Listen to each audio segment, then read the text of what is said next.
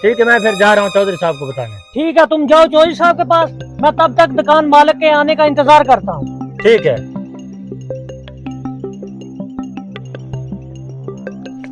है ये मेरी दुकान के आगे कौन खड़ा है और इसने मेरी दुकान को क्यों बंद किया हुआ है?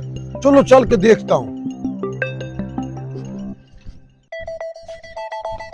ओ माड़ा, कौन है तुम? मेरी दुकान को क्यों बंद किया हुआ है? अच्छा, तो इस दुकान के मालिक तुम हो? तुम्हारी इतनी जरूरत कि तुमने चौधरी साहब के इलाके में दुकान खोली? ये दुकान मैंने नहीं, चौधरी साहब ने बंद करवाई है। चौधरी साहब ने मेरा दुकान क्यों बंद करवाया है? ओ खान, जरा आराम से, अगर इतना मसला आ रहा है तो जाके चौधरी साहब से बात करो। ठीक है, मैं चौधरी साहब से जाके बात कर लूंगा, लेकिन पहले मैं ये दुकान खोलूंगा। ओ भाई, मुझे लगता है मेरी बात तूने कान खोल कर नहीं सुनी। ये दुकान चौधरी साहब ने बंद करवाई है। अगर तूने खोली तो चौधरी साहब तुझे इलाके से निकाल देंगे और तुम्हारी खैर नहीं है। अगर दुकान खोलनी है तो पहले जाके चौधरी साहब से बात करो। चलो, मैं तुझे चौधरी साहब के पास लेके चलता हूँ।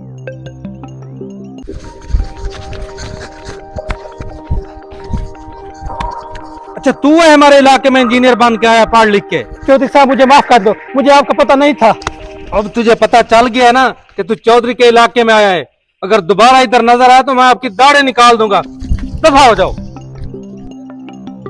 चौधरी साहब, आपके कहने के मुताबिक हमने वो दुकान सील कर दी है। अच्छा, तो वो दूसरा मुंशी कहाँ है? जी जी चौधरी साहब, वो दुकानदार को लेकर साथ आ रहा होगा। चलो आ जाए दुकानदार, आज तो इसकी खैर नहीं है। चौधरी साहब, ये है वो दुकानदार जिसने आपके इलाके में दुकान खोलने की गुस्ताखी की है। अबे ओ 2 टक्के के गुलाम, तेरी इतनी जुर्रत कि तूने चौधरी के इलाके में आके दुकान खोली है?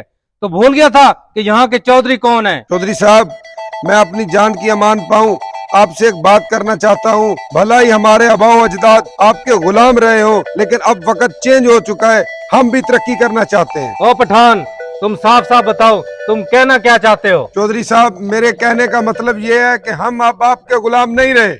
ओ पठान, एक तो तूने चौधरी साहब के इलाके में दुकान खोलने की गुस्ताखी की है, ऊपर से जबान चलाता है। मुझे लगता है तुम्हें अपने पाँव पे चलने का शौक नहीं है। चौधरी साहब, आप हुक्म करें, मैं अभी इसको सीधा कर देता हूँ। रुको 1 मिनट। तुम्हारे आबाओ अजदाद मेरे आबाओ अजदाद के गुलाम थे और तुम भी मेरे गुलाम रहोगे। ये मैं तुम्हें आखिरी गलती समझ के छोड़ रहा हूँ। आज के बाद दुकान खोलने की बात तो दूर, दुकान के बारे में सोचने की गुस्ताखी भी मत करना। मुझ पे रहम करो चौधरी साहब, मुझ पे रहम करो।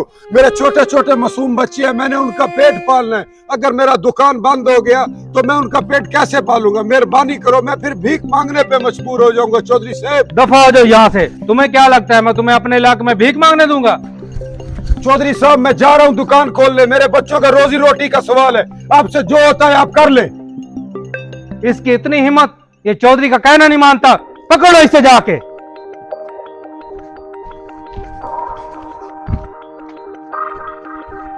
अबे इसकी हड्डियां तोड़ दो। तुम लोग ये क्या कर रहे हो? मैंने आपको कहा इसकी हड्डियां तोड़ दो। बस चौधरी साहब, अब हमसे और ज्यादा जुल्म नहीं हो सकते। चौधरी साहब, हम आपको बहुत अच्छा इंसान समझते थे, आज आपकी सारी असलियत हमारे सामने आ गई है। आज आप इनके बच्चों का ख्याल नहीं रख रहे तो कल हमारे बच्चों का ख्याल कैसे रखोगे? लगता है तुम दोनों अपनी औकात भूल रहे हो।